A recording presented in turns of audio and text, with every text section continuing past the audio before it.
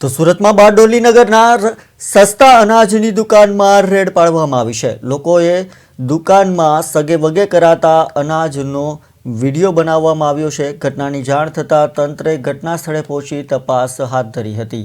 તો તંત્રએ દુકાન ચાલકની પૂછપરછ કરી વધુ તપાસ હાથ ધરી છે। તો સુરતથી મહત્વના સમાચાર। સુરતમાં બારડોલી નગરના આશાપુરી મંદિર પાસે આવેલ સસ્તા અનાજની દુકાનમાં ગેરરીતિ થવાની રેશન કાર્ડ ધારક લાભાર્થીઓને શંકા જતા લાભાર્થીઓએ સસ્તા અનાજની દુકાનમાં સગે વગે કરાતા અનાજનો વિડીયો બનાવ્યો હતો અને આ બાબતની તંત્રને જાણ કરાતા મામલતદાર સહિતના અધિકારીઓ ઘટના સ્થળ પર આવી તપાસ હાથ ધરી હતી। અધિકારીઓએ વિડીયોના આધારે સસ્તા અનાજની દુકાન ચલાવતા સંચાલકની પૂછપરછ કરી વધુ તપાસ હાથ ધરી છે।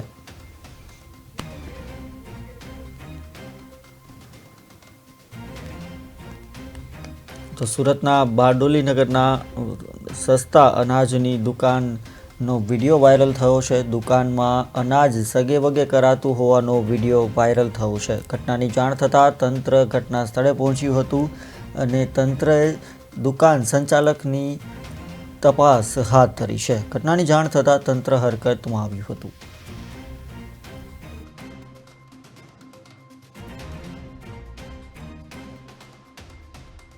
અમારું અહીંયા રેશન કાર્ડ કંટ્રોલ છે તો અમે અનાજ લેવા અમને પૂરતું અનાજ મળતું નથી। અડધા દિવસ કંટ્રોલ ખોલે, અડધા દિવસ નહીં ખોલે। છેલ્લી તારીખે અનાજ આપે એટલે અમને પૂરું અનાજ આપવામાં આવતું નથી।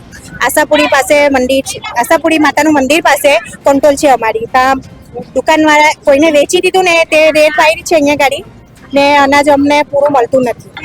આ કંટ્રોલમાં મારું નામ છે, મને અનાજ મળતું નથી ને અનાજ ઓછું આપે છે એટલે આજે અમે બધા ભેગા થઈને આવેલા છીએ મામલેદારમાં ઓફિસમાં એ કર્યું હતું અમે, પણ આ ભાઈ અમને અનાજ ઓછું જ આપે। હું છું તો દેવનારાયણ કરીને અમારા ફળિયામાં દુકાન છે આપણે, તો તે માણસ કંટ્રોલમાં કામ કરે છે। દુકાન છે હોવા છતાં તે કંટ્રોલ જે બેસે ને કંટ્રોલમાં તે માણસ તેને બધું જથ્થામાં બધું માલ વેચે સપ્લાય કરે છે। તો છાપું મારવામાં આવ્યું તો ત્યાંથી બધો જથ્થામાં માલ પકડાયો છે। તો ત્યાંથી માલ પકડાયો છે ને કંટ્રોલમાં બધા જે જેનું એ છે તે બધાને બહુ ઓછું આપે છે।